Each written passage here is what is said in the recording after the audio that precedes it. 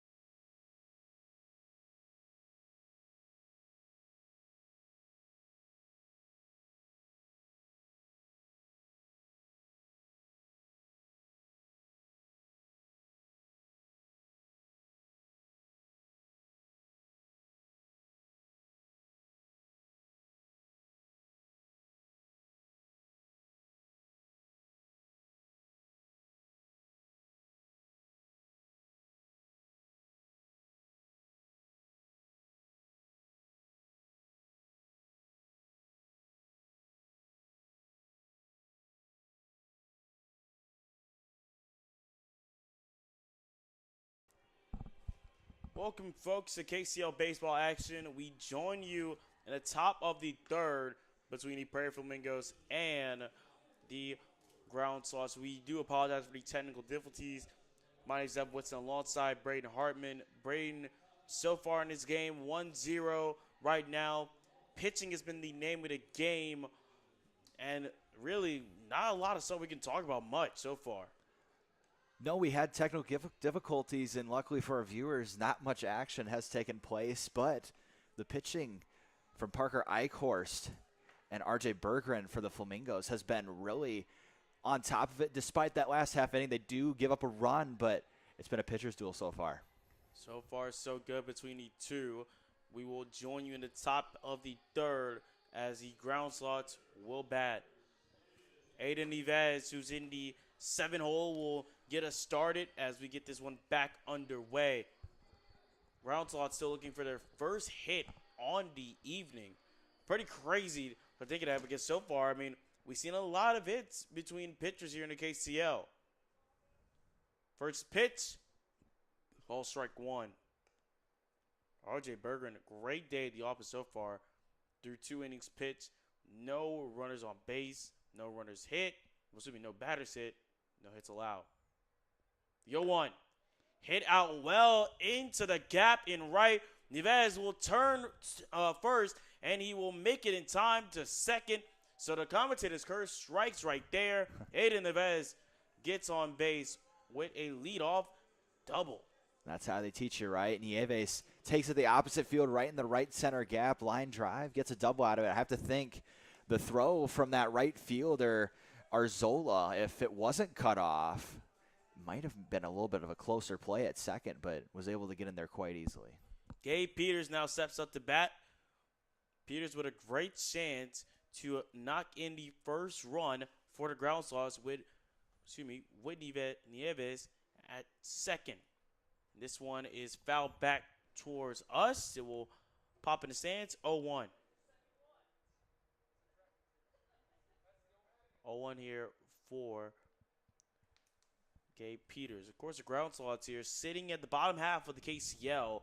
You know, in games like this where you're taking on, you know, the Prairie Flamingos, who are also trying to get out that bottom hole. What is that message in the dugout? Well, it's all about the grind, I would say. With two bottom of the league teams, it's all about breaking out, right? So starting pitch by pitch, inning by inning. And speaking of pitch by pitch and inning by inning, that one will fall. Base hit for Peters. He will advance Nieves to third. Runners are now on the corners for the Ground Sloths as Owen Adams steps up to bat. Nice piece of hitting once again for the Ground Sloth, this time from Peters. Kind of off the middle of the bat. Sawed him off, but it does find grass out and left. I have to say, the ball had a lot of backspin jumped up on him. If the third base coach was watching and was reading the play and was able to see that it was going to be above because the left fielder out there for the Prairie Flamingos, Elliott, was playing in on it, they might have been able to take home because he had to jump up, and it would have gave him a little bit extra time. But nevertheless, runners at the corners here with still no outs. First pitch is fouled off here from Adams. Adams, who is looking to be the first person to drive in a run for the Ground Sloths here. Ground Sloths, it's been a mixed bag of results here this season. I mean, that's definitely something to say, but now, more than ever, is a time where they can improve, and as you say, there's no time better than the present. The 0-1 for Bergeron. He bunts. Bunt attempt will see the runner advance to second, so the first out of the top of the third comes on a sacrifice bunt from Owen Adams, who will advance Peters to second. Nieves will stay at third, as now we flip back over to the top of the order. I think Adams would rather have that one back, right back to the pitcher, not where you want to put a bunt like that, especially with runners at the corners. Probably wanted to push it either to the third base side or first base side. I would realistically say probably the first base side, so that runner could easily get to second and maybe have a chance to score that runner. But it is somewhat productive because you don't move that runner over also into scoring position. So now there's two instead of the one. First pitch here, Wagner sees. It will fall out right. Our runners will advance. Nieves scores. It is all tied up at one. Ground Sloths get one back on the board. Goes the opposite way with it. I thought off the bat it might have a chance to go, but Arzola really made a really nice effort on it. Ran over to his left, full speed near the wall. That's not an easy play to make, but he does make the catch and fires it in to prevent any more damage from occurring. But a nice at-bat and a nice play for Arzola. Logan Rosenthal steps up to bat. A chance to get the lead. There's a runner at third just 90 feet away from home. A chance to put the Ground Sloths ahead 2-1 if he can make solid contact right here. 1-0 count. Now he faces with two outs. Bergeron gets set, winds, and delivers. This one called ball two. Bergeron not trying to lose his composure here. I mean, before this inning, pitched some solid pitches for him. The 2-0. High, and that will be ball three. Just almost caught the edge, but not enough, said the home plate umpire. Left it a little bit on the outside arm side. I don't think he got his hips all the way through, so that is why that pitch left on the right side of the plate. The 3-0 pitch. It will go off the catcher's glove, and it will see the Ground Sloths score. It is now 2-1. The Ground Sloths take the lead for the first time tonight here at the Corn Crib. So not only do you give up the walk there, but you get the runner in on a wild pitch, and that's not what you want to do if you're Bergeron. Pitch gets away from him. He's been really good so far, but struggling a little bit in this inning. He's got two outs to work with. He can really limit the damage here. All he needs is a ground ball. A ground ball is all he needs. Is now Gavin Bailey steps up to bat. First pitch, call ball one. Bergeron seems like he's lost a little bit of mojo when he came into the game here. Trying to get that back now. He's allowed 2 runs. He's allowed 2 hits. Not trying to make it a third. The 1-0 runner goes. And he will make it in time. Logan Rosenthal will make it in time at second. He gets the steal. 2-0 as a runner advances second. You cannot make an any more perfect throw than Barber did. I thought he would have had every chance available. I mean, that was right in front of the bag. Caught it right in front of the bag, but Cats couldn't make the tag. 2-0 count with 2 outs. Pitch is seen. 3-0. Excuse me, correction, that is 2-1. Really hard to see the umpire's call right there. 2-1 count with 2 outs. Runner at second. 2-1 pitch fired. Swing and a miss from Bailey. He wanted that one, but no, not that time. 2-1 count, hitters count. Might as well take a big swing. He does, just can't connect. If he did connect, that probably would have been halfway up that grass out there in right center field. All 2s on the board. Bergen looking to put it away right here. The 2-2. High and called ball 3. Full count now for the left fielder.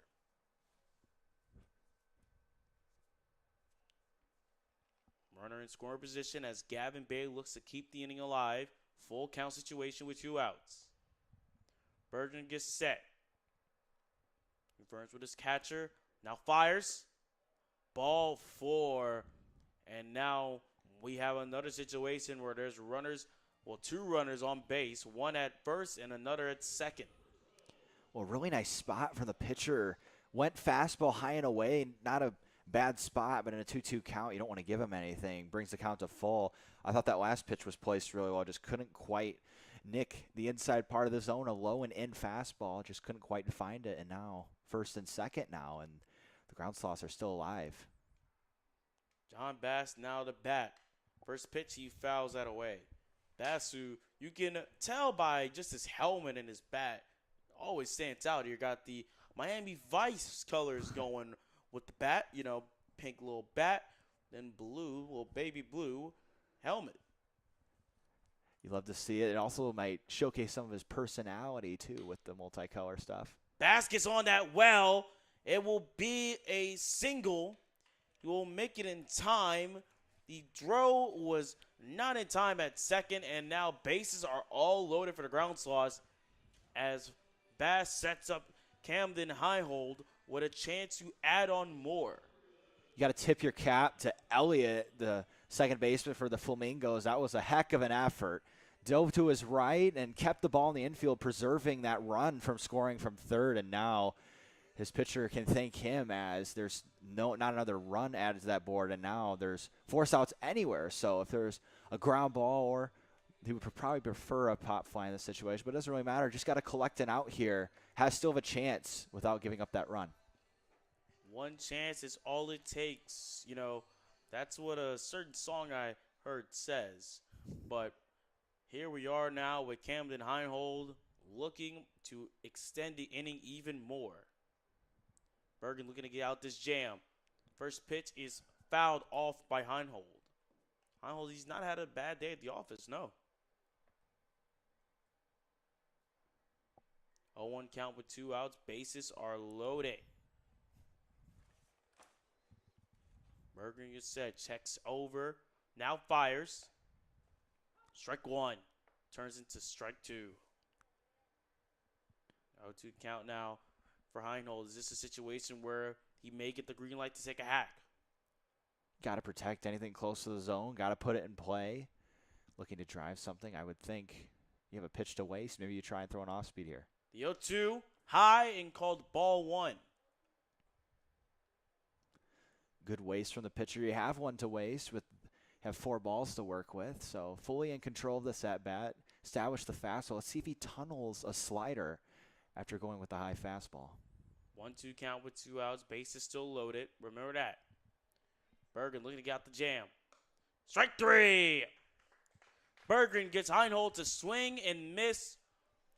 Bases loaded, and the ground sloths are unable to capitalize. But on the flip side, they get 2, and they have the lead as we head to the bottom of the third. You're watching KCL Baseball on the Normal Corn Belchers YouTube channel. We'll be right back.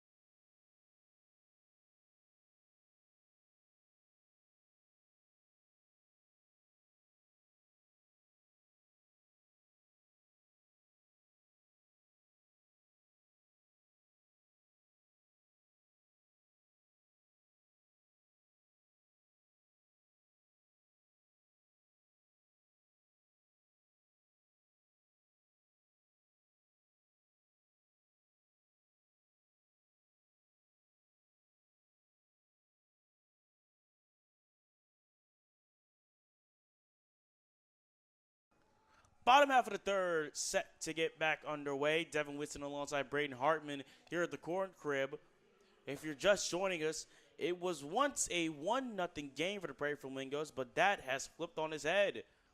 Right now, the Sloths got back 2 and now currently hold a 2-0 lead. First pitch is hit out to third, but that is fouled away. Agent Arzola steps up the bat as Highcourse gets set to go on his third inning of work. That ball from Arzola was almost accidentally hit perfectly as it kind of caught the middle of the bat, went to the left side of diamond, rolled in fair territory, and then finally caught enough turf with the spin it had moving to the left, and it skipped foul just at the very last second. But that would have been a really great gift for Arzola to have that infield single if it would have stayed fair. 0-1 count now for Arzola. Of course, Arzola was one of the few who participated in the Great Rain Massacre, I'm going to call it, between the Prairie Flamingos and the Blue Caps, where, let's just say, a lot of things went flying. I think, actually, he was at least 2 of those. I think I counted 4 by my count of bats that were thrown, if that tells you anything about how wet it was. And I think he was responsible for 2 of those. It was funny. He first swung with the gloves on and then took it off, which I would argue would make it worse. But then he threw it in a couple, one ended out near the. As for a second, he won't be able to throw that bat away. Arzola will get a leadoff single. But yeah, the first bat was thrown to the right side, almost like it was hit that netting near the dugout, and then the other one was out towards second base. Just to be honest with you, I don't even know why we played those games, as it wasn't really beneficial for anybody, but we did get the game in, so you can be happy about that. Well, at least that hit this time. No bats went flying. It did hit out to right, so he's got a base hit, so I think that makes up for it. As now Braden Barber, one of 3 variations of Barber. Arzola goes, drove from Ashby, just way too late. He didn't even go with it, as it will be another steal on the evening. That was a great jump there by Arzola. Was pretty much already at the base by the time the catcher had a chance to throw it. Really nice jump. Well, now a runner in scoring position for Braden Barber, looking to tie this game back up here. 2-1 count. Eichhorst fires that, popped up, as Barber will have to concede a pop fly to start Whirling, get the third fully underway. That's the first out of the bottom half of the inning. And not in the easiest play for Peters, as that ball went above as far as the lights illuminate, so it did disappear probably for a couple seconds, but he was able to keep moving his feet, stay behind the baseball, and make the catch with 2 hands. Braden Elliott now in the box. Elliott, who's looking to still deliver some type of damage however he can. Runner in score position in Arzola. Arzola looking to have a good chance to steal again. You saw that jump he was taking. Looks like he's more gung-ho, ready to get that another steal. I think Eichhorst is being too predictable with his timing. He's taking about the same amount of time when he comes set to come to the plate, and that's what he's trying to time up. When he looks back, you're going to see him start jumping, and he's trying to time him up. The 1-0 now turns into 1-1. Swing and a miss there from Braden Elliott. Elliott, that one was a little bit way out the zone right there, but seems like he thought it was a good one. I mean, Eichhorst has got the stuff that just disappears at the last second, so I can't blame Braden for biting on some of these pitches. 1-1 count with 1 out. Eichhorst fires. This is down low in the dirt. 2-1.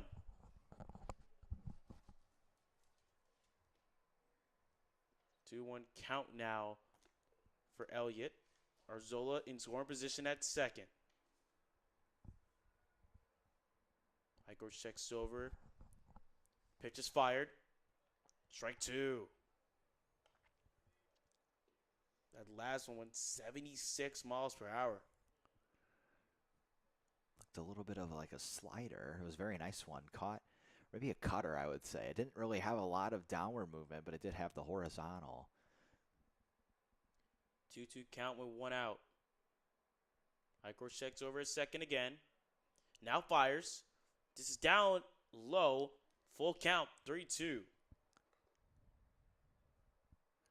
Try to give us some heat right there, but that did not work.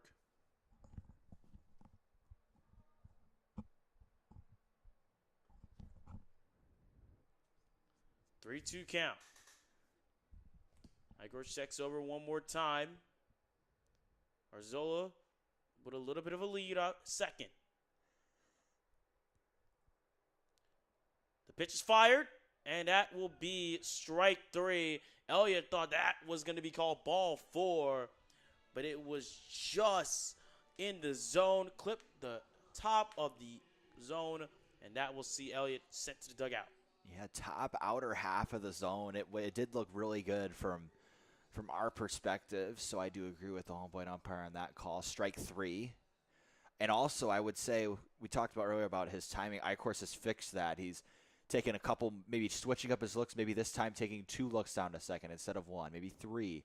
He's been doing a better job. Arzola's having a tough time timing him up, as you see. He's having to jump and then come back. Well, now Keaton Davis steps in the box, and Davis is looking to try and hopefully salvage this inning here. Disgusting slider there. Got him. That thing landed in the other batter's box, but it did start in, and it got Davis to take a kind of a half swing on it and then finish at the end. But yeah, really nice pitch. And that one went 70 off the bat, as this one is down in the dirt, 1-1. I mean, so far, we can say the pitchers, they kind of cooled down a little bit, but they've still done the damage. Yeah, they've both been doing well. Icorse, like I said, either he heard me or someone yelled for the dugout about his timing. He's fixed that, and now Arzola isn't able to take that third base. That's something that a lot of pitchers in the KCL kind of struggle with. We see a lot of stolen bases, a lot of throws from the catcher. I would say a big thing that people can learn from Icorse is that you have to be able to switch up your looks. You have to be cognizant of how long and switch up how many seconds you take while you're set before coming to the plate to make it hard to steal. 2-1 count here for Keaton Davis. Arzola still at second. Takes a big lead, and there was a big hack right there from Keaton Davis. Now all 2s on the scoreboard. Two strikes, 2 balls, and 2 outs with a runner at second.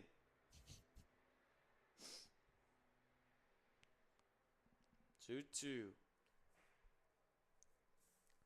Icor's looking to put it away and get out this inning. He'll fire. Called strike 3. That one went 79 on the gun. The fastball sees Keaton Davis head back to the dugout and end the bottom half of the third. 2-1, the ground sloth still lead. We'll be right back after this.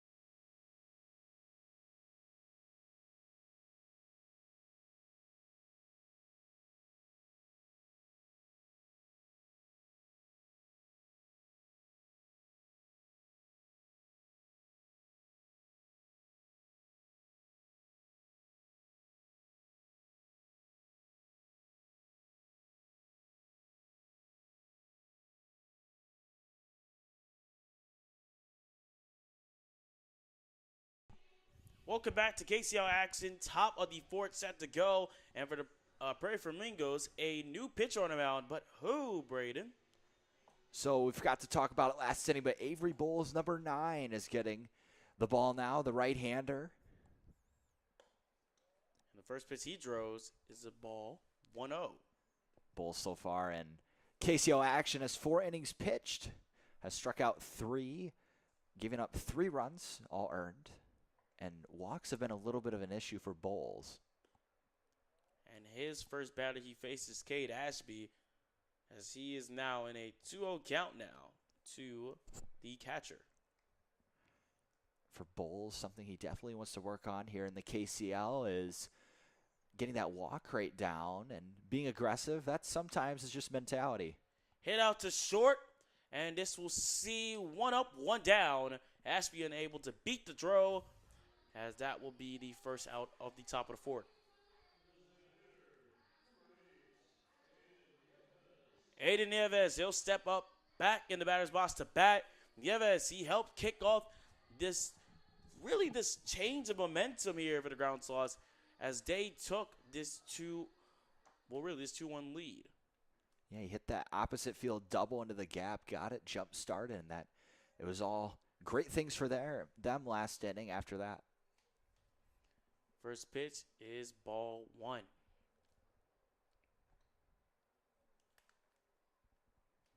The 1-0. Down in the dirt, called ball 2.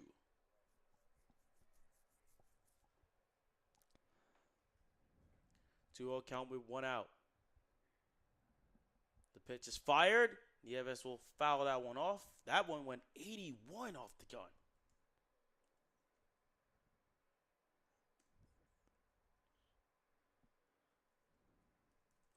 Two-one count with 1 out.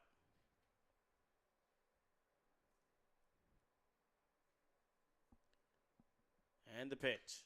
Swing and a miss. Strike 2. Strike 2 here for Nieves. Not trying to be the second out of the inning. The 2-2. Chopped out to third, but this will go foul.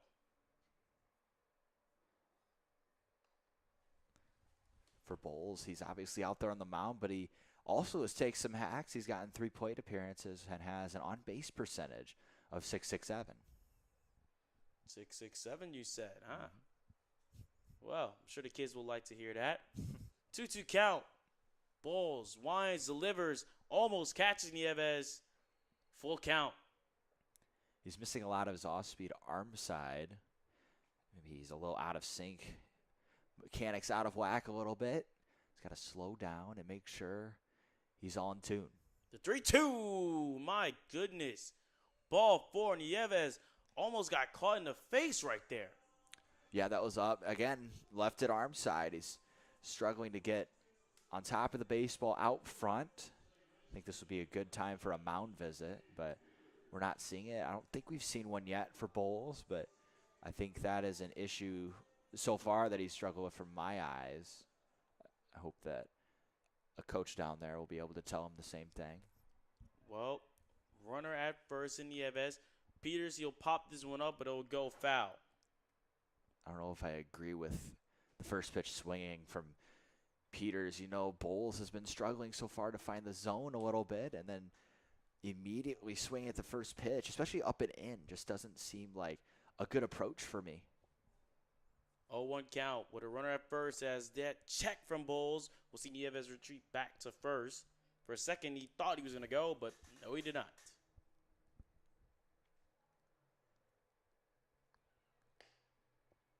Pitch is called strike 2. Nice heat drone right there from Bowles. That one went 81 on the gun. 0-2 count with 1 out here. Runner at first. Bowles looking to make it the second out of the inning. He'll fire. Nieves goes to second. He'll make it in time. He hesitated at first, but it's Gabe Peters who will not beat the throw. He is out, as now next up will be the last man in the order, Owen Adams. With Nieves moving on the pitch, he was able to be at second before Katz could throw to second, so he was luckily safe at second for his team, but they are able to get the out at first. Great job by Katz to reset after seeing there wasn't a play at second, still being able to slow down and make the play to first. Adams now in the box as he'll chop that right back to the mound. Balls will just have the easy toss, and that will do it. 2-1 ball game. Ground Sloths still lead as we head to the bottom half of the fourth. You're watching KCL action here on the Normal Corn Belters YouTube channel. We'll be right back after this.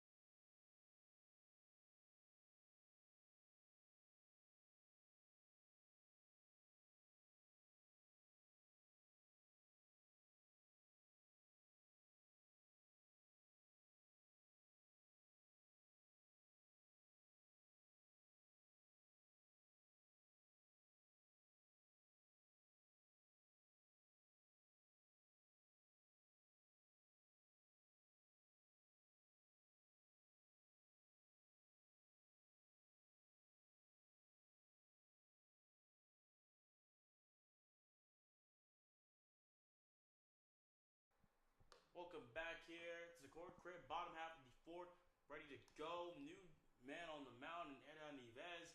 A lot of changes here for the Ground Sloths as they're looking to hopefully continue to keep this in their favor. Whereas his first pitch was down dirt 1-0 as Boston Katz now steps up to bat. Nieves making his first. As for a second there, Boston Katz will get a base hit, and that's a leadoff single. Nieves hasn't recorded any stats yet in the KCL. This may be his first outing that we've seen him. Let's see how he gets in and performs here. We'll see how that also shakes up the defense. As Mattis Clawwither will now step up to bat, we'll see what damage can he do. As we have a full rundown of all the moves, as this pitch is called ball 1. So with Nieves on the mound from Jesse Crawford, here's the update. Justice Williams will go to second base. Logan Mills moves over to right field, and Joe Clark is now at center field. This pitch goes right under the catcher as that goes behind the plate. Runner will advance as now the Prairie Flamingos will have a runner in score position for Mattis Clawwither to try and deliver. The Ground Sloths, that's just unfortunate. You got runner on first, obviously moving into scoring position, and Clawwither is a dangerous hitter. Now, with the speed of Katz, just a base hit will likely score another run.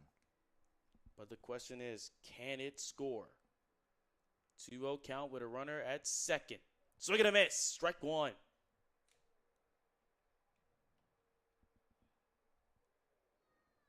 That's strike one right there. Nieves, even though giving up the hit, has fought back well in this battle. The 2-1. High. Almost caught Clawwitter. And that will be 3-1. Immediately struggling with command, Nieves says as he steps in this bottom of the fourth. 3-1 count. Nieves, that pitch is down low in the dirt. That will be ball 4. And now runners are at first and second. As Mattis Glover will make that trout. Boston Cats will stay at second. And the other Braden Elliott, now steps up in the batter's box.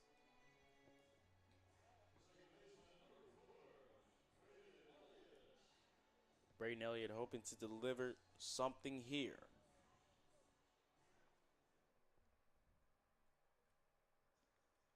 Nieves checks over at second. First pitch is fouled back right into the netting.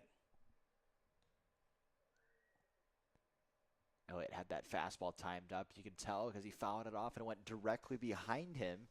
Was just a little bit under it. 0-1 count now for Elliott. This pitch called strike 2. Nice off-speed pitch from Nieves. The umpire kind of had to think about it for a millisecond more than he usually does, but does make the right call with the strike. That went a little bit more than all speed. 67 on the gun. The 0-2. Down low. So that will be called ball 1. 1-2 count now for Braden Elliott. Runners still at first and second. Nieves fires. Did he go? No, he did not.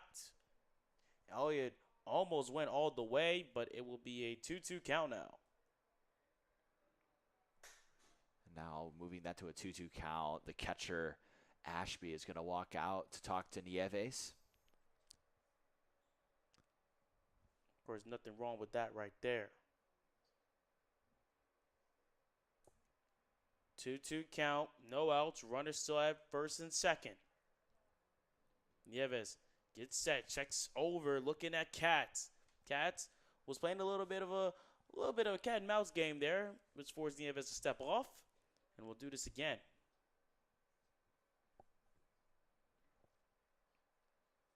2-2 count, fired.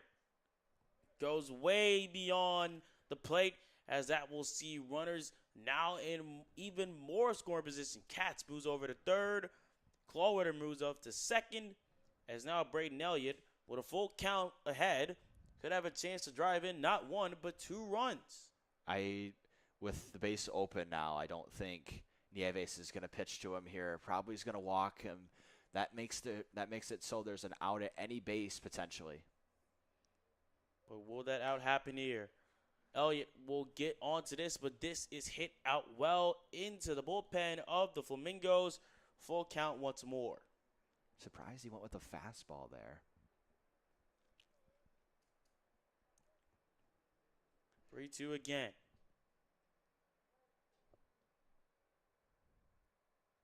Nieves just making sure to confirm with his catcher. Let's see what will be that pitch. So 3-2. High, ball 4, bases are loaded. Way out the zone. That one went 71 on the gun. That's going to bring up Nick Donnellan to hit with the bases loaded. Out at any base, if there's a hard ground ball, look for the ground sloths to come home. The infield will come in. At least I think they would. I don't know why they wouldn't. Doesn't look like they are. That doesn't make sense to me. First pitch from Donnellan is swing and a miss. Fielders will play straight up. The corners playing close to the line, however, to prevent that double down the line. 0-1 count. Foul back, and thankfully there is netting because that looked like it was going to hit our press box. Now behind 0-2 is Donnellan. Got to imagine they need a strikeout so that the double play can get him out of it. I got to think Ashby better be ready to block this one. I would throw one in the dirt here. And this one is down, called strike 2.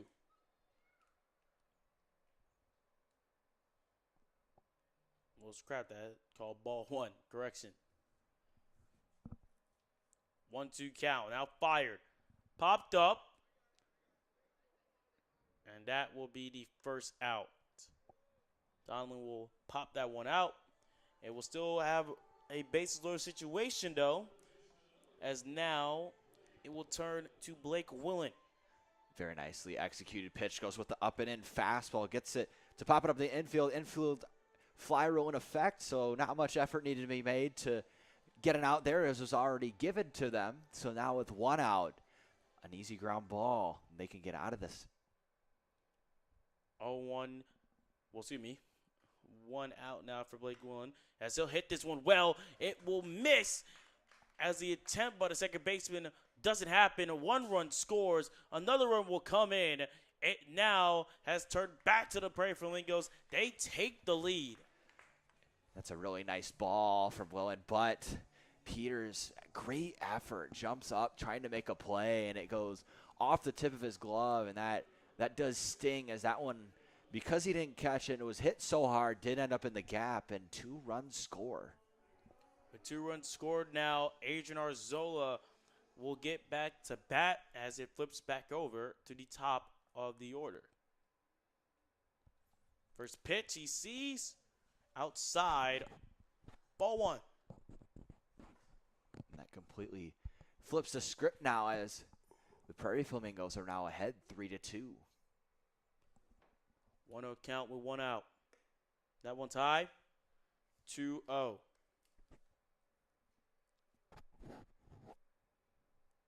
2-0 count out for Arzola. Thankfully, weather has been his friend today. No bats have gone flying his way. The 2-0. Swing and a miss, strike 1.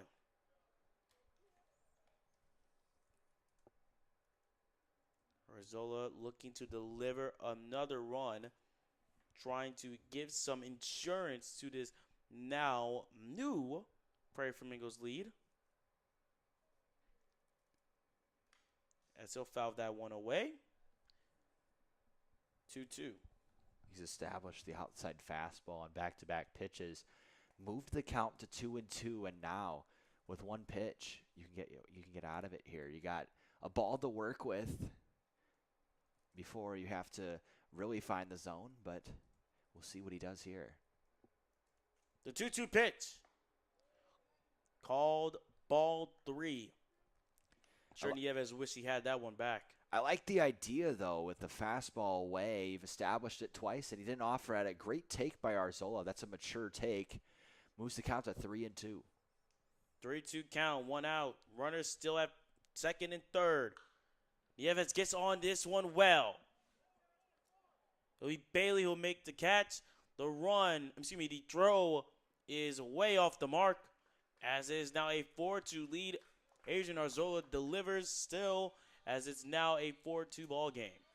Arzola, great piece of hitting, goes to the opposite field with the pop fly. That's what you need. That gets the job done. Gets the runner in from third, and they extend their lead to 2 runs. Well, it's now a 2-run lead as Braden Barber, one of the 3 Barbers, steps in the box. Supposed to be 1, 3 Bradens, per se. I mean, you want to count. There's 4 here in the boot. First pitch, swing and a miss. Barber must have caught a piece of that, too. The umpire said it was a tip. Went right into the glove. 0-1 count here for Braden Barber. Nieves gets set, now delivers. This one is high, ball 1.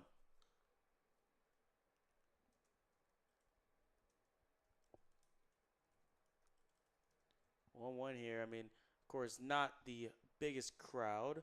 No. Well, this is, of course, getting late here. 9:10 local time. The 1-1 down in the dirt, as that will be 2-1. I would say it's a pretty sticky night, I would say. It was kind of miserable this afternoon. It was very humid, very warm, especially in the press box. We don't have air conditioning up here, so it did get quite warm up here. I know out there it's warm, so people maybe deciding to listen from home. This one is hit out to third, and that will do it. Prairie Flamingos take the lead right back. 4-2 as we head to the top of the 5th. We'll be right back after this.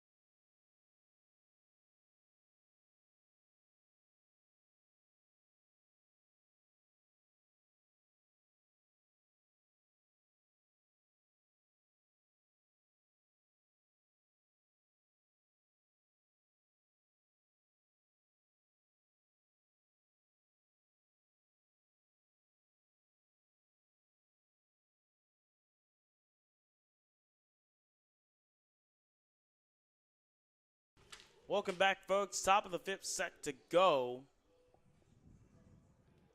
As Andrew Wagner will lead off as we get this one back underway. Prairie Flamingos took the lead right back as they lead 4-2, putting 3 runs on the board in the bottom half of the 4th. First pitch, swing and a miss. It's definitely flipped. It was a pitcher's duel at first, but it's now turned into who can see the ball better, no? I think part of that is just the change, I would think. With all the pitchers, it was dominant at first and then struggling to find the zone as the game has gone on. Maybe fatigue becoming a factor or something, but the mindset's changed and you've seen a lot of walks, a lot of self-inflicted stuff produce runs. So we find this game now 4-2 in the 5th inning. Logan Mills caressing in the box as he'll chop that one foul. Back-to-back times as we were giving you that little breakdown, he swung and missed. Ground Sloths looking to get back on the board. Last time they put up a run was the top of the 3rd when we came on the broadcast due to technical difficulties. The 0-2, high and called the ball 1. I mean, for this Prairie Flamingos team right now, if you are able to pick up a win against this Ground Sloths, I mean, it definitely does help your confidence out, doesn't it? It definitely does. I mean, for either squad, they're desperately needing to stack wins. They are in the bottom, and they need to stack wins to get some mojo going, get everyone in the dugout feeling better, and a win tonight. And it's been a really long day. The first game ended a lot later than everyone anticipated. So long night. If you can come out with it with a win, it'll feel 300 times better. And that is strike 3 for Logan Mills. 1 up, 1 down for the Prairie Flamingos.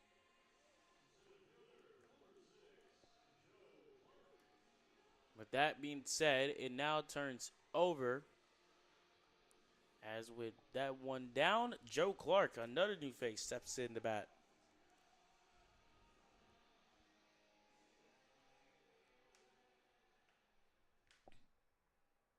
Joe Clark here, his first at-bat of the day. First pitch he sees, swing and a miss. Look at miss, not a good start here. We'll see if he can bounce back.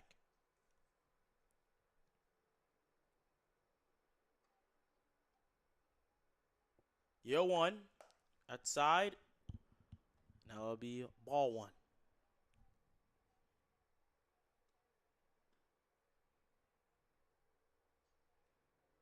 1-1 count now. Pitch is fired. Hit out to 3rd. And that will be 2 up, 2 down. Nice throw. Gets Clark in time as the Ground Sloths are looking to hopefully get something going in the top half of the inning. It's going to be tough with 2 outs, but Gavin Bailey steps in, the lefty. He has the advantage in the lefty-righty matchup. The ball is going to be coming into his bat rather than away as it has for the right-handed batters. So let's see if Bailey can jump on something. Well, with that being said, Gavin Bailey in the box now. Bailey looking to hopefully keep the inning alive.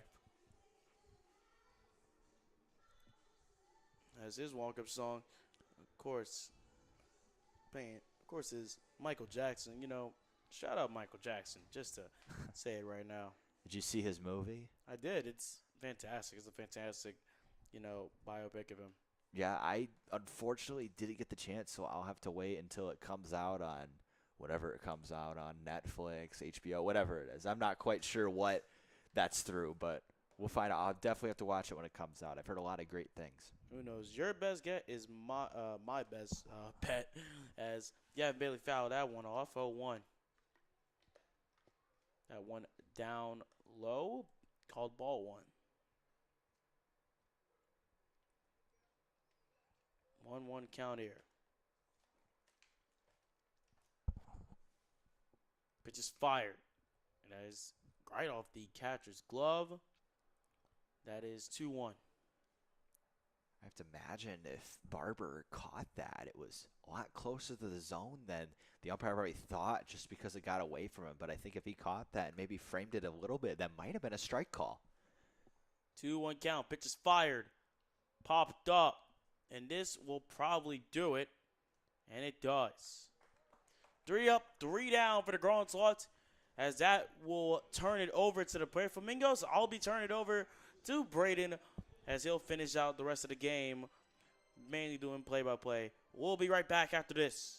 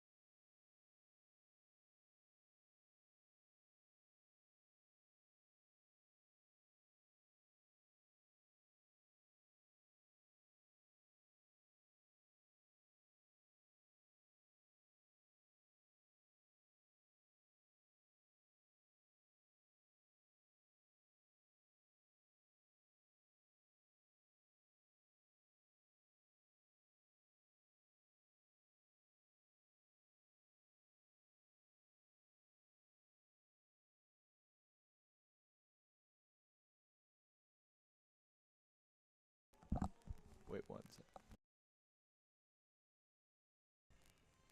second. Welcome back to Normal, Illinois. Owen Adams steps on the bump for the Ground Sloths. In his little KCL stance, he has 1 inning pitched, and he has not given up a run. He's looking to do more of the same with his team currently up 4-2.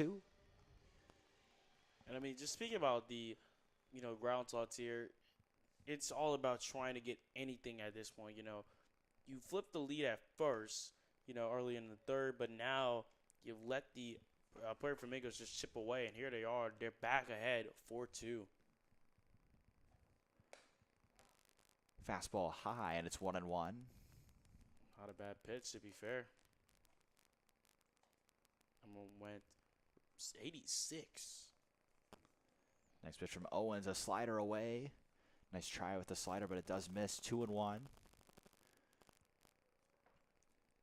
Owen with his team down 4-2 in this one as a ball skips away for the bullpen. So let's have a quick stoppage of play. But as I was saying, with Owen Adams on the mound, down 4-2, it's all about being aggressive, having effective pitches, finding the zone. You don't want to give them anything free. They're already up 2 runs. Comes back with a fastball in there, 2-2. That one went 87 on a gun. Came out drawing heat so far.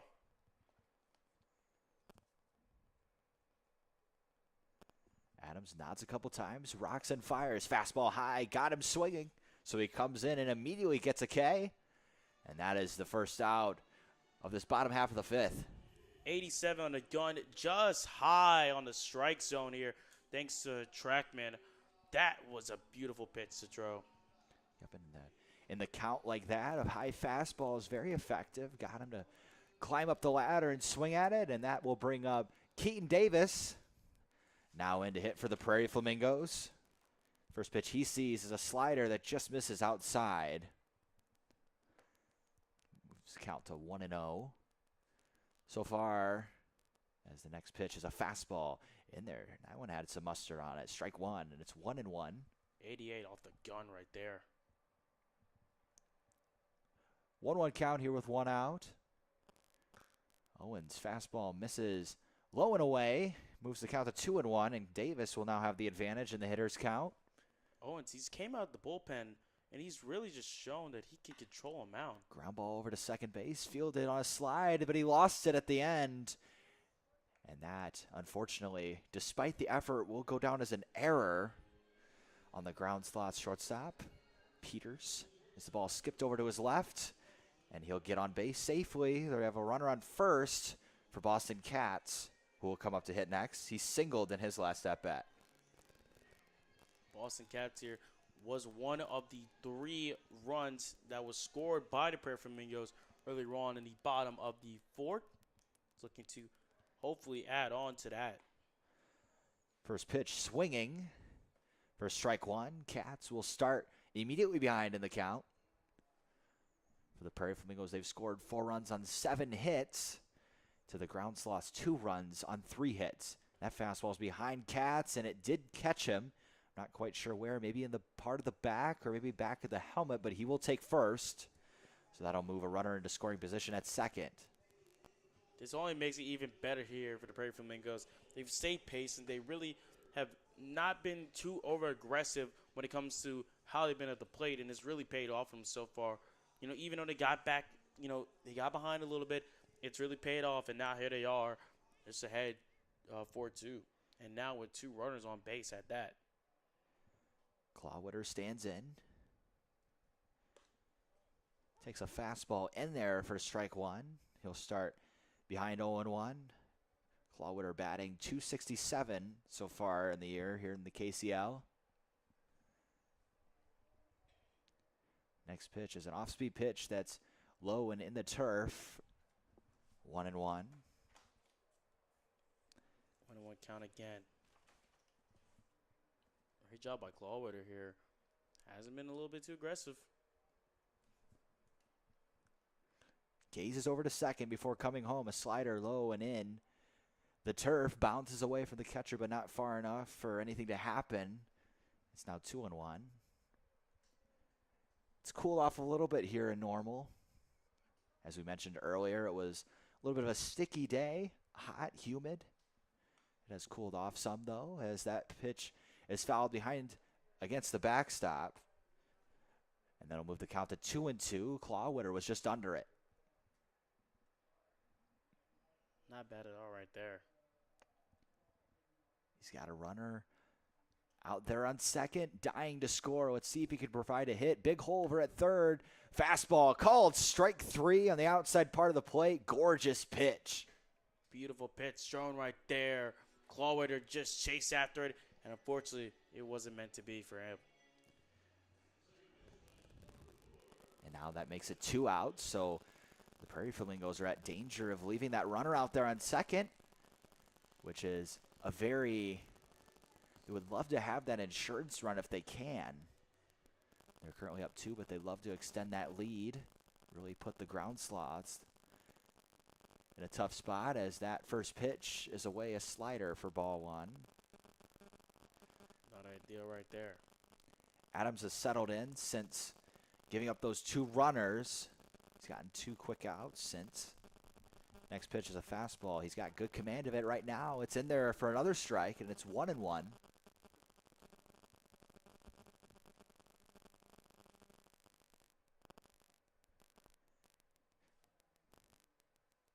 And Owens, that ball's hit in the air to right field. It's at risk of coming down, and it will get down and by the right fielder. 2 runs will score easily, and he's going to try for third. The throw over to third is not even close. He won't even make it.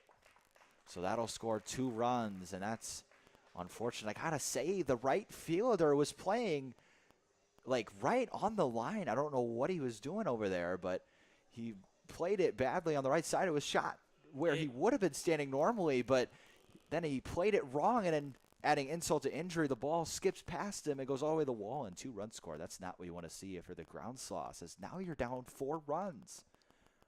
To not sound like I'm beating a dead horse, those are the type of plays that you just do not need if you are the ground Sloths. You're last in the KCL, and you're trying to get anything to get back to the top. And having mistakes like that, that one's fouled away, it's just kind of a, I'm forgetting what's the right word, a cataclysm per se of what's gone wrong so far this season. Right fielder does move a little bit more to his left, probably learning from his mistake. So good on his part. Had him 0-2, throws a high fastball, doesn't get Donovan to bite, and that moves the count to 1-2.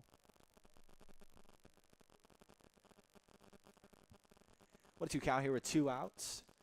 Fortunately for Adams, that pitch is in there, and he says, if I can't get my defense to do it, I'll do it myself, as he throws a slider in there for strike 3. And that's another strikeout you can add to Adams' tight. We'll go to the top of 6. The Prairie Flamingos do score 2 on an unfortunate mishap in right field. And it is now 6-2 Prairie Flamingos. We'll be back in a moment.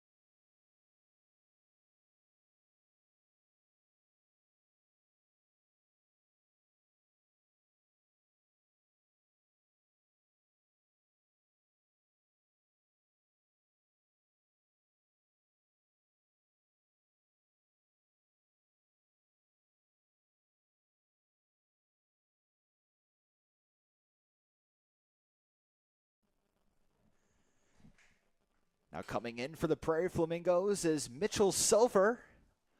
He'll take the mound to work this top half of the 6th. So far in KCL action this year, he has 1 inning pitched where he gave up 4 hits, 5 runs. 5 of them were earned, and gave up 1 walk and 1 hit by pitch. He's looking to come back from that outing and put together a respectable one he can feel good about and take with him to the next outing, as the first pitch that he throws misses in for ball 1. Josh Bass at the plate for the ground slots. He'll take the next fastball in the zone for strike 1, and that moves the count to 1-1.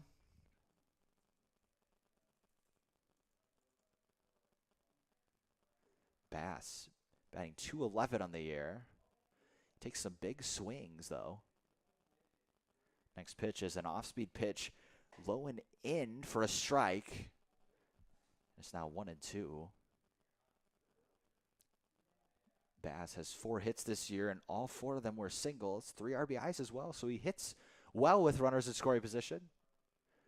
Next pitch misses just a little bit away, as Silver has now lost the lead he had in the count, and it is now 2-2.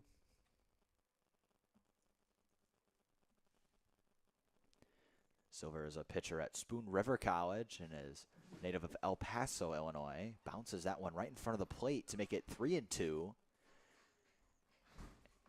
An account that he had all working for him is now moved to full.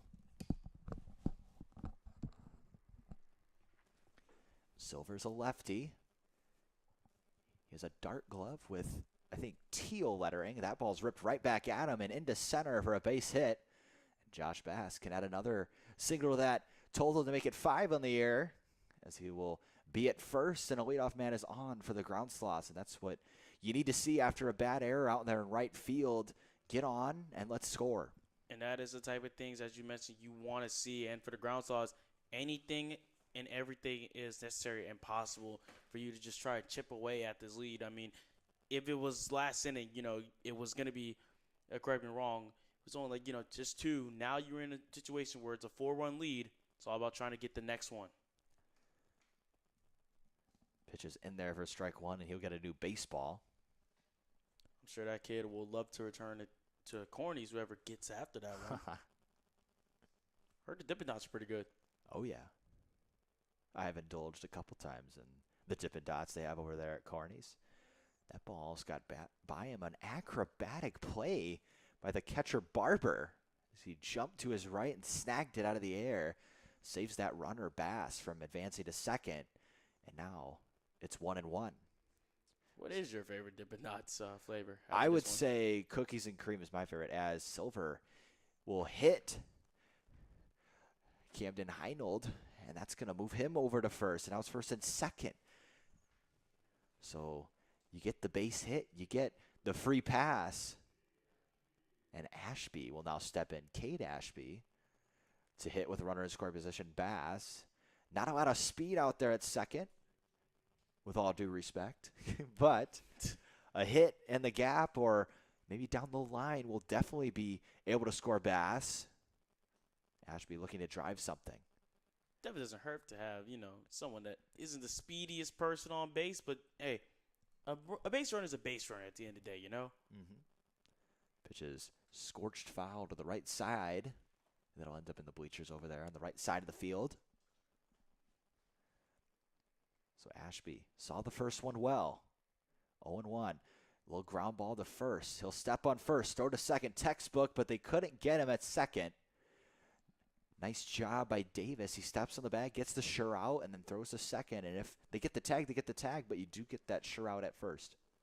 Which, hey, as long as you manage to get that one out, the only downside is that now you have a runner at third, 90 feet away from scoring. If Adan Yves, if he can deliver something here big, but you also have a runner at second. So really it's kind of a 50-50 gamble. Nieves will step in with both runners now in scoring position.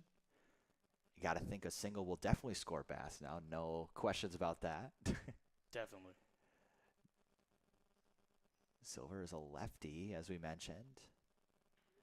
Ripped up the middle, and that's going to score both runners potentially. One run is definitely in. Center fielder will throw to second wisely, and the ground Sloths get 2 runs courtesy of a Nieves single. It is now 6-4. That one left the bat at 79, and as we mentioned, it's all about chipping away as much as possible, and that is what matters right there. Great job for the ground Sloths to do that. So they get 2 runs courtesy of the single by Nieves, and that'll bring up Justice Williams to now step up to the plate for the ground Sloths, and he's certainly not ready to be done. First pitch might have caught a piece of it. It did not. It almost did. That pitch was in near his feet. Had some happy feet. Had to jump out of the way of that one. And that'll be a loud first ball. For a second, it looked like he was about to fling the bat right there. I was getting a little PTSD.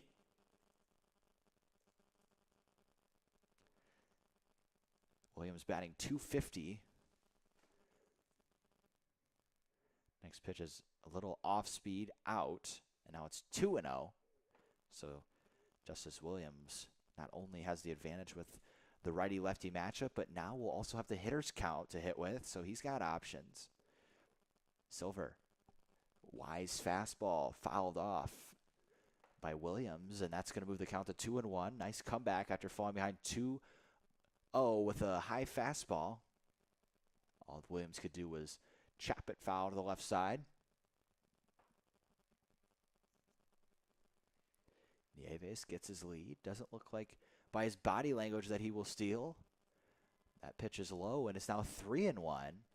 And if Silver can't find the zone here, he will walk another runner into scoring position.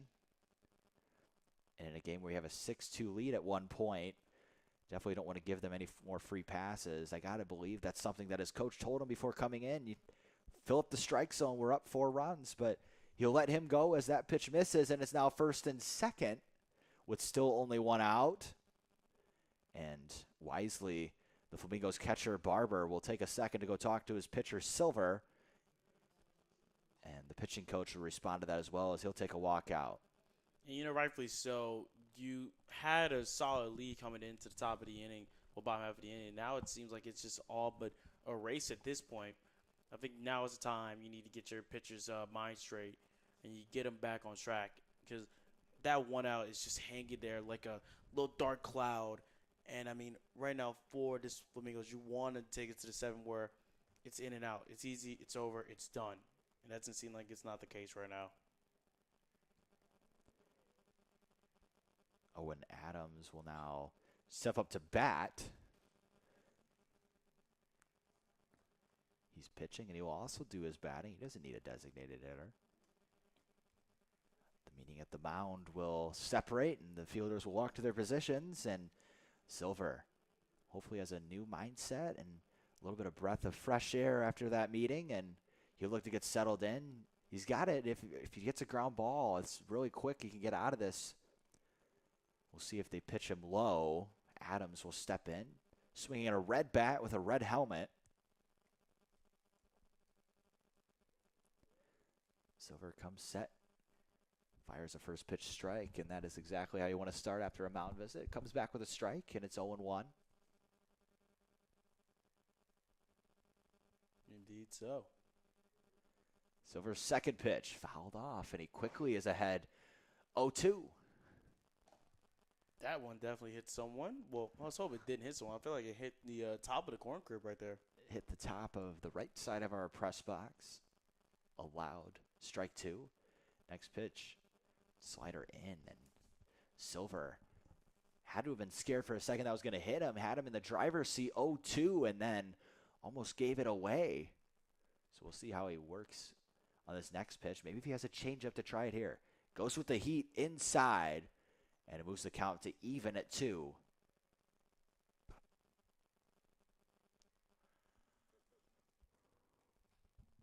Adams is from Morton, Illinois, attends McHenry Community College.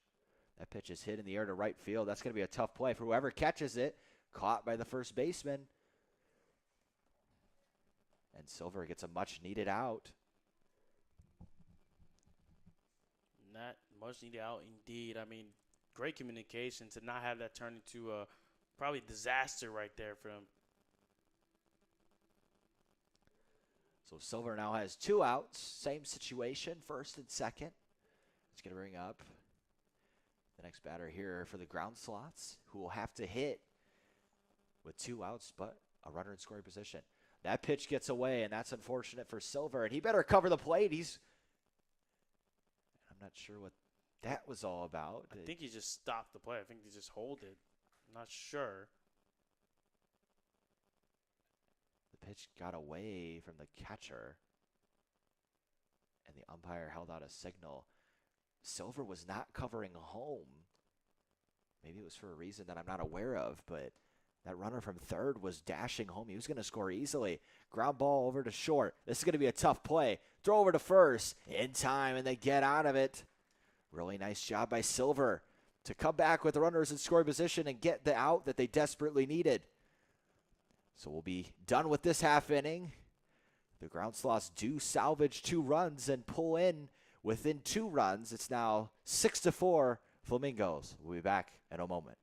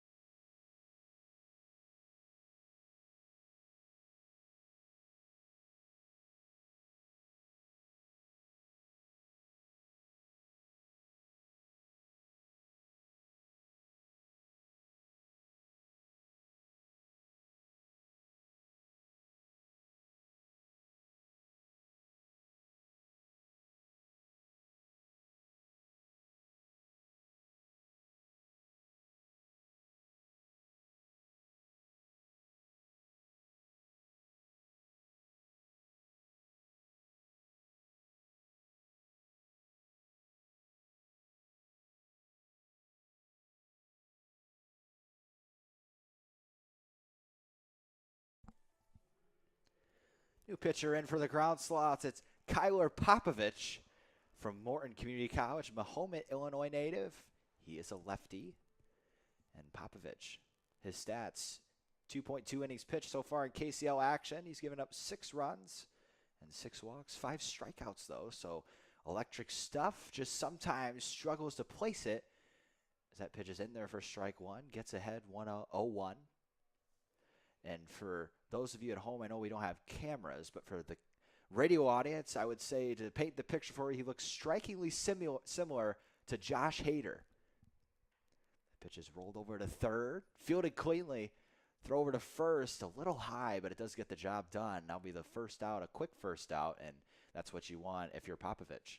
Indeed it is. I mean, now 1 up, 1 down. It's all about just getting through this last couple of batters quick, easy, and out. So that way you can go home. So Popovich will stand back on the mound. He has a black glove, long blonde hair that ends around his shoulders. Kind of has an arm slot similar to Hader as well, kind of a little bit out to the side. He gets his first out quickly, looking to do the same here in the second at bat. He'll bounce a fastball in there for ball 1. That one went 82 on the gun right there.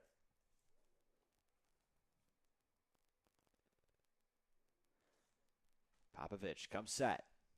The 0-1 is a slider that just missed. Had a lot of movement, just couldn't quite come back into the zone enough to get a strike call, and it's now 2-0.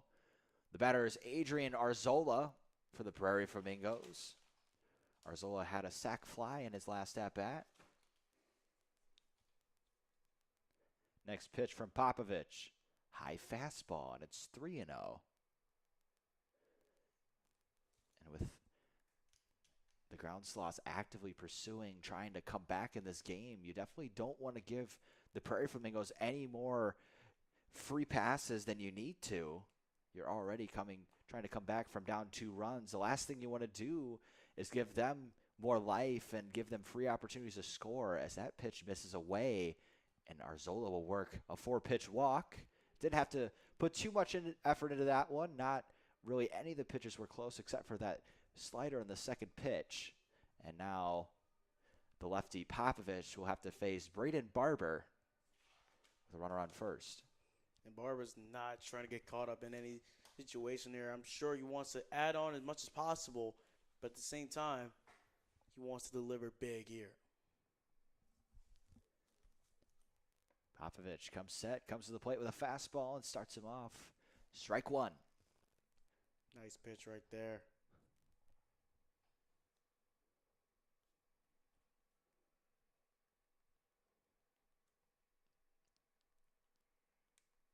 Popovich gazes over to first, lifts his leg, comes home with it. Fouled off directly behind the backstop. He was just under it. Moves the count to 0-2, so Popovich has him right where he wants him. Got a lot of options. He's got 4 balls to work with. We'll see what he starts his sequence with. He goes right at him. Up and in pitch. He got him swinging. That's a big strikeout for Popovich, who now has 2 outs and only needs 1 more. Still without a runner in scoring position yet. And Braden Elliott will now step in. Elliott not trying to be victim here to Popovich. It's all about trying to extend the inning as much as possible. For the Flamingos, you definitely want to extend the inning. We know that the Ground Sloths, when they score once, they tend to score often. So definitely want to get more insurance than the 2 runs that you currently have right now. Popovich fires a fastball in there for strike 1. Gets ahead early. Arzola takes a short lead at first. Popovich has him in his sights. He'll look back to the plate, lift his leg, and come home with another fastball. Swung on and missed by Elliott. Popovich working efficiently. He's got another 0-2 count. Great job right there by Popovich. It's all about trying to get this last strikeout here. Trying to make it 2 strikeouts already for him. Popovich bounces The rosin bag in his hand, comes up to the mound. He's ready to go. The 0-2 pitch, Arzola on the move, fouled off, and Arzola will have to come back to first. And the count will remain 0-2. Arzola had a great lead right there. Credit to him.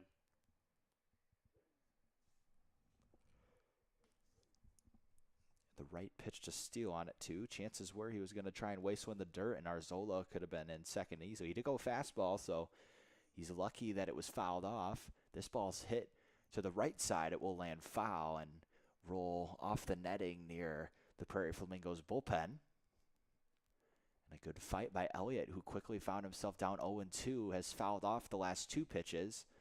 So Popovich might have to switch something up to try and get Elliott. Great battle, though, between these two.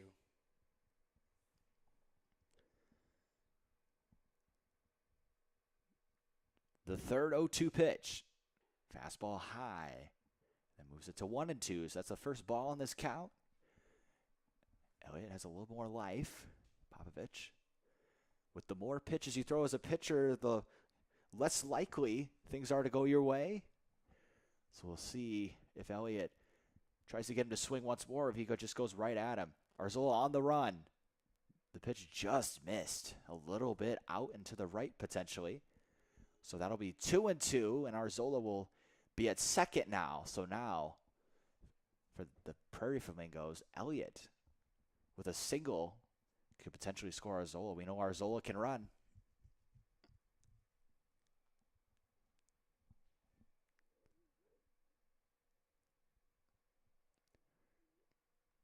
Nobody holding Arzola on. He'll come to the plate. Slider low and in the dirt. 3-2 count now. He had him 0-2 for a while, and he's slowly been worked to a 3-2 count, and we're all full here with 2 outs. It also seems like the gas is starting to wear off here. The last 2 pitches in the 70 range. Tried to get him with the off-speed pitches. He'll go with fastball there, up and away, and he got Elliott swinging. And that is going to be strike 3. Great work from Popovich with the runner on. Really great stuff from him. We'll go to the 7th inning. Buckle your seatbelts. You never know what can happen. Your score, 6-4. We'll be back with more KCL action after this.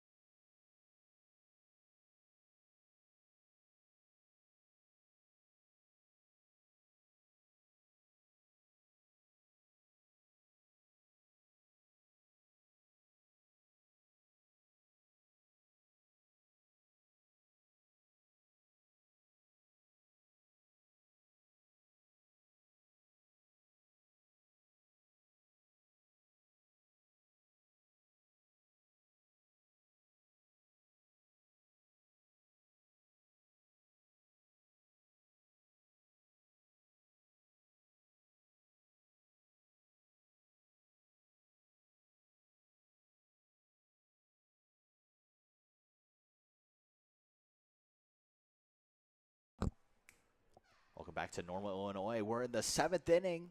Very close game, 6-4 score. The Ground Sloths, their last chance, they'll have to score at least 2 to keep this game going. Joe Clark will be the first batter that will attempt to do so, and he is in business. 3-0 count. And I got to imagine, with the way the score is in the 3-0 count, he's dead take. He might take the second one if he does throw a strike. He won't have to think about it, though, as that pitch is away. A 4-pitch walk. And Joe Clark will take first. And now the tying run will come to the plate in the form of Gavin Bailey, the lefty. Well, speaking of tight games, I mean, the Corn Belters, they picked up a nice victory over Indicator, winning 4-3. Not a bad result at all for the Corn Belters, who are still trying to hunt for that playoff spot. Silver misses with a fastball away. That is another ball. So that's 5 straight. Gavin Bailey, I would got to imagine, is taking till he gets a strike. And that pitch is in there finally, and Silver gets his first strike of this inning. It's now 1-1.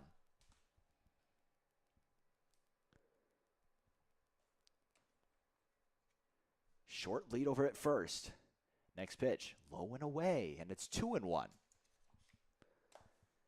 Bailey needs to be selective. You don't want to give him any bailouts here, as he clearly already is struggling to find the zone. If you can get a couple runners on, you have a better chance. And that pitch is in there. Nice job from Silver, settling back in, firing a fastball in there to move it to 2-2 now.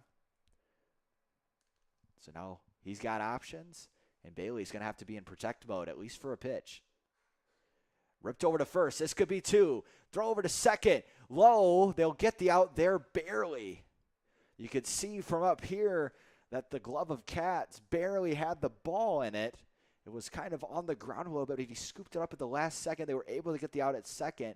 That could have been bad. That could have been bad indeed. I mean, great recovery just at least to get the out at second, but those type of mistakes in a game this close where you're trying to put this one away, not ideal at all. So the situation remains the same despite the out, and that ball gets away. So he'll take second easily, and now that runner that was just out a pitch ago is now occupied once again. So now Josh Bass will hit with a runner on second, and he also will be responsible for the tying run. Now with a runner at second, it's a whole different ball game per se. Silver pitches a fastball away, called strike 1. It was borderline, but does get called a strike. It's now 1-1 here with 1 out.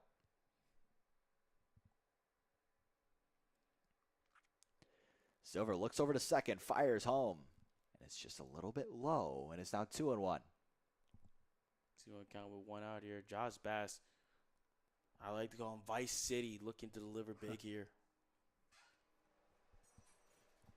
Silver looks over to second, comes home with a fastball away, and it's now 3-1. Not ideal at all. You don't want to let him off the hook. You just got that crucial out at second. Now you're at risk of walking a guy on, and now the tying run is on base. Bass, big swing and a miss on the outside fastball. Maybe a mistake on his part. It was not probably where he was looking to hit, but he did swing at it, and now the count is full, and this is an at-bat that could decide the game potentially looking back at it. This ball's ripped into center. That's going to be down for a base hit. Will they send the runner? They are. Here's the throw into the cutoff man. The throw will not be made home, and the ground sloths are within 1, courtesy of Josh Bass's single. Great hitting on his part. When you talk about wanting plays back, I'm sure the shortstop will definitely want that mistake back right there. That is the result of what happens when things just don't go your way. Ground sloths get 1 back, and now are 1 away from tying as they have a runner up first, so the tying run's there. And now for Cameron Reinhold, the possible go-ahead run could deliver here. First pitch is an outside fastball for strike 1. As we mentioned, Heinold will represent the potential go-ahead run if he can get on base. Bass is on first. Big swing and a miss from Heinold. What it's a now hack. 0-2. One heck of a hack right there taken. You can tell. I think he has the green light, no doubt, as he's trying to get this one back. The 0-2. Fought off foul to the right side. That'll end up in the suite. And Heinold needs to be able to drive something here. If he hits a ground ball with the minus speed of Bass, it might be an easy double play. This ball's hit in the air to right field. This one's back there. This is going to get down. This should score Bass. Never mind. Great play by the right fielder to keep it in front. Wow, that is a game saver by Arzola. He read it perfectly and was able to get it after the first bounce. Unfortunately for Heinold, that ball had so much backspin on it that it was able to sit in the turf and kind of pop up and prevent it from going all the way to the wall. And now the go-ahead run will be at second. Good thing for the ground sloths. But for the pitcher, Silver, you can kind of breathe a sigh of relief, but not for long. He'll have to lock it in here against Cade Ashby. First pitch for him is a fastball away for ball one. Man, oh man, how quickly teams can flip in baseball. Isn't that the beauty of it all? It only takes one. So Silver will remain out there to face Cade Ashby. No action in the Prairie Flamingos bullpen. They're all in on him. This ball is hit in the air to left. Is it deep enough to score Bass? Coming in as the left fielder. He makes the catch. Then it will not. And the pitch, the throw gets away from the cutoff man, but it will not matter. And that is a big second out for the Prairie Flamingos, as now the next batter for the ground sloths will have to hit with 2 outs, and it's going to take either a passed ball or a hit to score this run now. You can tell, though, that they are really trying to get after just tying this game. For a second before he held back, he was like ready to go as soon as he saw the ball caught. First pitch is a fastball. Top part of the zone, it is high for a ball. And if you're Adon Nieves, who now stands in the box, got to be selective. Got to look for your pitch. Don't want to give Silver any benefit of doubt. And that one was a little bit overthrown. Put a little bit too much on that one, and that one is high. No reason to do too much if you're Silver. You have 2 outs. Do your job. Be mechanically sound as you can be and get the out. That one had the catcher looking like Odell Beckham right there. Next pitch from Silver inside, ball 3. And he's got to be dead take here, I would think. Got to get that runner on. And then a walk that puts a lot more pressure on Silver to throw strikes, who hasn't done that great at that so far in this inning. Silver comes set. Nieves, the pitch to him. Fastball down the middle for strike 1. Down the middle, indeed. That one goes 78 on the gun. And now Nieves will have to work with a strike in the count now. 3-1. Still got to be selective. Here's the pitch. Fastball away, and that's a walk. And now the bases are juiced. This is not the situation the Prairie Flamingos expected at all. Now a bases loaded chance. I mean, bases are loaded. Good side is 2 outs, but it is completely flipped on its head. This is not the so-called ideal way you want to try and close out a game. This is pretty much put on more stress than anything. So now Justice Williams will step in. He pinch hit his last at-bat as he fouls the first pitch away. No clue why he was swinging on the first pitch, but he did anyway, so that's 0-1. After the walk and the trouble that he's had finding the zone, I don't think there's any reason to swing at the first pitch. Next pitch is away for ball 1. It's 1-1. It's the same approach, I would say, for Williams that it was for Nieves. You got to be selective. Find your pitch and drive it. Silver just needs an out to get out of it. Here's the pitch. Up and away. That moves the count to 2-1. So now, if you're Silver, you got to throw a strike here. You do not want that count to move to 3-1. I would expect a fastball if I'm Williams. And it's outside, and it's 3-1. And Silver lets out a little bit of frustration there for a second, as he knows how big that miss was. It's now 3-1. I mean, I got to imagine Justice is almost full take. It's got to be right down the middle if he's going to swing at it. It needs to be a pitch that he's looking for.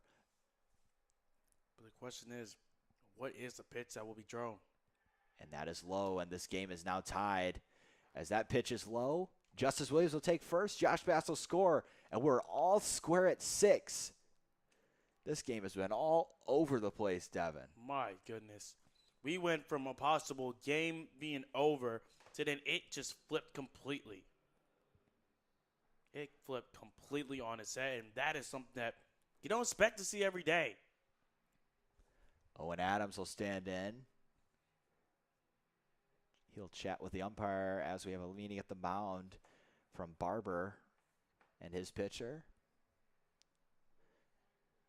Silver and Barber will separate, and definitely just some calming words. Give him a chance to breathe. It's an unfortunate situation he's in, but you got to salvage this out here. You do not want that another run to score and where your team has to score the next inning. You want to give them the opportunity to be free, not to play tight as that pitch is away. And I think if I'm the Prairie Flamingos manager, Silver looks to be a little bit flustered out there. He must be missing. I think his arm slot is missing. That's inside. It's now 2-0. Silver made a kind of motion with his arm. You can tell he's not on top of the baseball enough, and he knows that. He's trying to fix it mid-game, which is not easy to do. Fastball low and away, and Silver really wanted that one. Doesn't agree with it. Adams. And a hitter's count. Here's the pitch. Ripped in the air to right, and that's going to be out near one of our concession stands on the right side. And that moves the count to 2-2. 2-2 count. Adams. Got to be protected, but also want to drive something. That pitch is away, and it is now full. And this pitch right here could be a game changer. If he walks this man, that gives the Ground Sloths the lead. Here's the pitch. Fouled off just barely. What a hack he took at right there. I mean, we got to talk about that right there. Just pretty much put his whole body out there like he's going fishing. I would say Adams probably bailed him out a little bit there. That ball was going to end up on the backstop. Next pitch, ripped into center field. That's going to score at least 2. Adams will stop at second. The throw goes to the cutoff man. What a play and what a hit from Adams. Great job on his part. Hits it right up the middle. He's put his Ground Sloths up 8-6. Well, you know what the Ground Sloth had to say about that script? Rip. And they said goodbye to the script. Great job right there to get the single. They have taken this lead right back, and I'm sure they're a happy dugout. And he'll take second. Is now second and third. And look who's up. The man that was on the mound this last past half inning is now at the plate looking to help his own cause. He'll take some hacks. Here's the second pitch. It's high. It's now 2-0. As you mentioned earlier in the game, Devin, it's crazy how quickly things can really just flip on its side. We've seen so many lead changes so far in this game. And there's another one for you. That pitch is high and away, ball 3.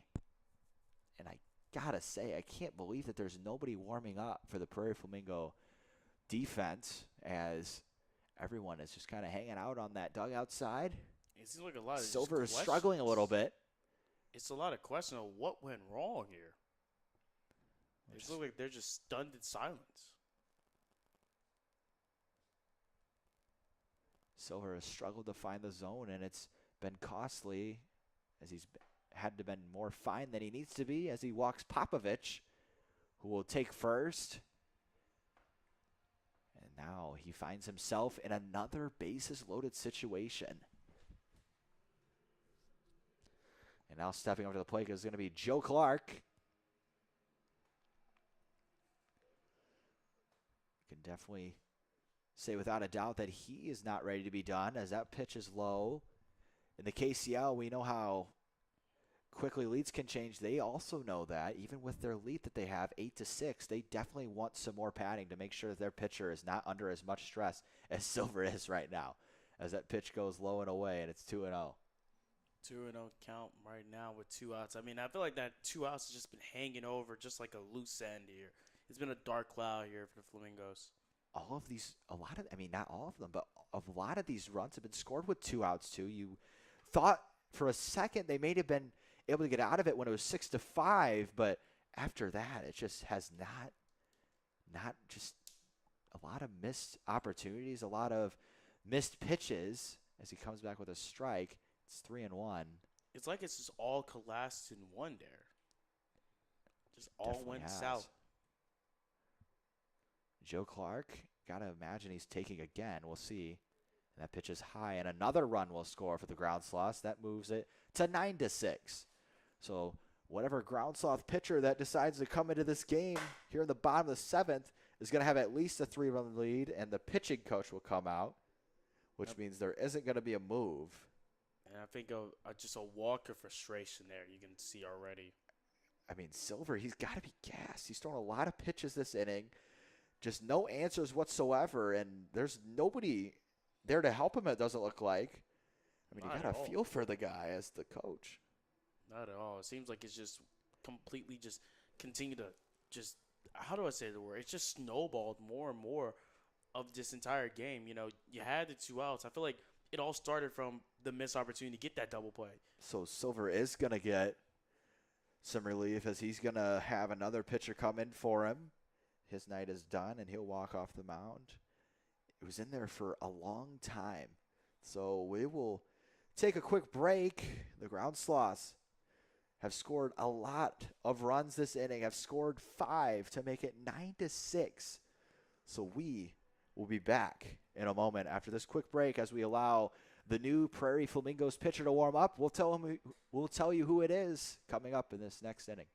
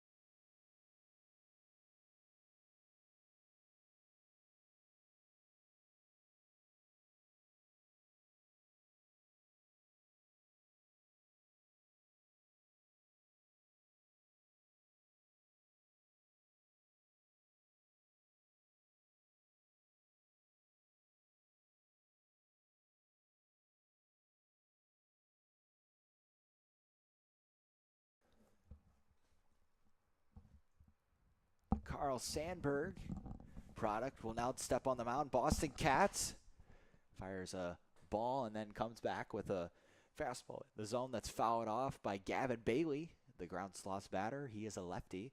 Boston Cats, on the other hand, is a righty, and he's been one of the Prairie Flamingos when they've been in a little bit of sticky situations where they just need outs. As he fouls that one off, that one caught a piece of the umpire, so he'll take a second to collect himself. It's now 1-2, and Cats 1 pitch away from getting out of this in just 4 pitches. Here's the pitch from Cats. Fastball away, strike 3. And just like that, it's over. But man, the Ground Sloths take advantage and go up 9-6. So for the Prairie Flamingos on the other side, it's going to take at least 3 runs to tie this game and keep it going into extras. We will see what happens next. Your score, 9-6 Ground Sloths. We'll be back after a short break.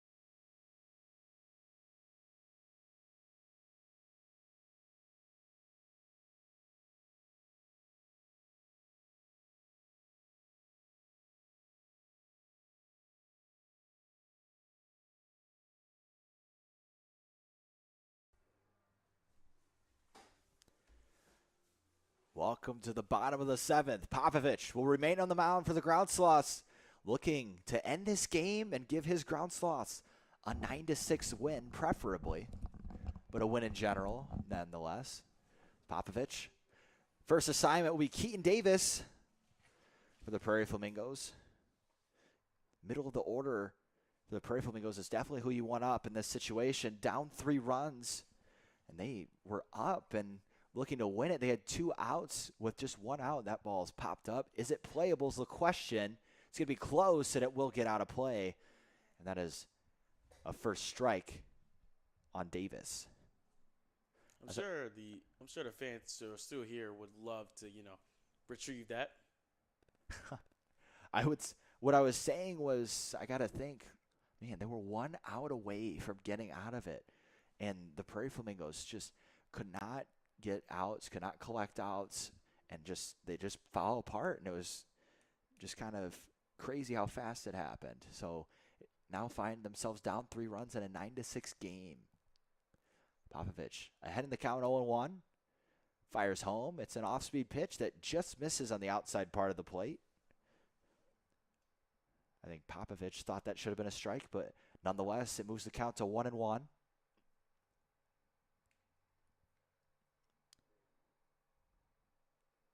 The 1-1 to Davis.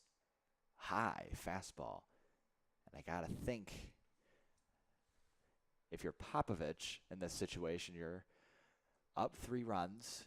Definitely don't want to give them anything free. I know I said that last inning, and you saw what happened. So for Popovich, he doesn't want to replicate that on his side. And a slider misses in. Check swing. Ruled no swing by the base umpire. It's now 3-1, and Popovich is at danger of walking the first batter on, which is definitely not what you want to do. You don't want to give them any more life than they already can gather themselves. The 3-1. Fastball swung on and missed by Davis. Great pitch from Popovich up and in. Davis couldn't catch up to it. Moves the count to full. Crucial pitch for the outcome of this game coming up. Popovich comes set. The 3-2. Swing and miss. Strike 3. Got him on the outside pitch, and a big first out for Popovich. He gets his first out via the strikeout. Popovich just came out like a man truly on a mission, and that just showed right there. Great pitch. That one 70 miles per hour. A little bit, off speed, but it got the job done, and that's a first out of the bottom half of the 7th. And now the guy that put the fire out last inning, Boston Cats, will step in. He struck out the last batter of that past half inning to end the 5-run spot. As that ball's dribbled over to second, it will be fielded cleanly. Throw to first in time, and the Ground Sloths are 1 out away from a crazy comeback win here at the Corn Crib. 1 out away, and if you're in that Flamingos dugout, you can just look at their reaction. Just look at their faces right now. They can't believe it. They're stunned. This was supposed to be an easy win, but as the nature of baseball goes, only one moment, one play can really flip the script on anything. Popovich is 1 out away. He'll have to face Clawwitter to get there. First pitch, ground ball to third. This could do it. Tough play, throw to first in time, puts everything into it. And with that, the Ground Sloths come away with a surprise victory against the Prairie Flamingos. This one ends 9-6. 9-6, your final here. The Ground Sloths, who have been struggling in the KCL, this is the type of win they needed, and they definitely love to have. A great effort all around. It was times where they thought it wasn't going to go their way, and here they are now. They finish the job. They get it done, and it's an incredible finish here at the Corn Crib. And, man, you just got to think back to that past half inning. The Prairie Flamingos, as I mentioned, had everything going for them. They were up 6-2. They gave up that 2 spot to make it 6-4. They go into that inning, and then they proceed to give up 5 runs, and a bunch of it, if not all of it pretty much, was self-inflicted. So if you're the Prairie Flamingos, Devin, how do you come back from this? How do you come in to work on Thursday to maybe turn this around? Because that's a hard thing to do after a loss like that where you had everything going for you. It's definitely going to be a hard thing to do, but I feel like this is the time where you have to have a great big discussion about this all, because giving up a lead like that and just having moments where the little things just went south, that is the problems right there. And that is where it needs to be finished, and that is where it needs to change. If you can't get the little things done, then there is that problem, and that is how you win more games. Not only just that, you get on a better path. And on the other side for the Ground Sloths, they now improve to 2-5, get their second win of the year, and it's a big one for them. How do you're at the bottom of the standings, you're looking for anything. If this doesn't turn something around, I don't know what will. I don't know what will like either. I mean, when you have a win where you fought back hard, that just shows that you are still able to win by any means necessary. You're still able to put on a good performance, good show, whenever it is, and especially in times like that where your back is against the wall, 2 outs down, you can deliver. You can make sure that, hey, we're not out of this. We're never out of this, and that should be the mentality of the Ground Sloths from here on out as the rest of the season continues. So the final on this one, Ground Sloths 9, Prairie Flamingos 6. We'll be back in action with more KCL action on Thursday for a classic doubleheader here at the Corn Crib. But if you'd also like to get some Corn Belters action, they will play tomorrow against, who is that, Devin? Tomorrow. Man. You got me They off had a guard. big win tonight, 4-3. Of course. I mean, that big win tonight was, I feel like not even just to focus on that too much. That big win honestly could put everything in a better position for the Corn Belters. As, of course, you mentioned they will be back in action tomorrow. They'll be taking on the Drillville Drillbillies here at the Corn Crib. Drillville, they are a team to look out for as we check the standings. Drillville currently sitting at the bottom half of the South Division in the Western Conference. So a team that you can say if the Corn Belters aren't their right game, it could be a bad loss for them. I would say for the Corn Belters, they're in the hunt. They're right on the brink of I think, winning their division in the first half, pending, obviously, results from Clinton and some of the other ones that are at the top. But definitely tune in tomorrow. That game will be at 6:30 here at the Corn Crib. So for Braden Hartman and Devin Witson, that's going to do it here tonight. Once again, your final, Ground Sloths 9, Prairie Flamingos 6. Have a good evening, everybody. End it.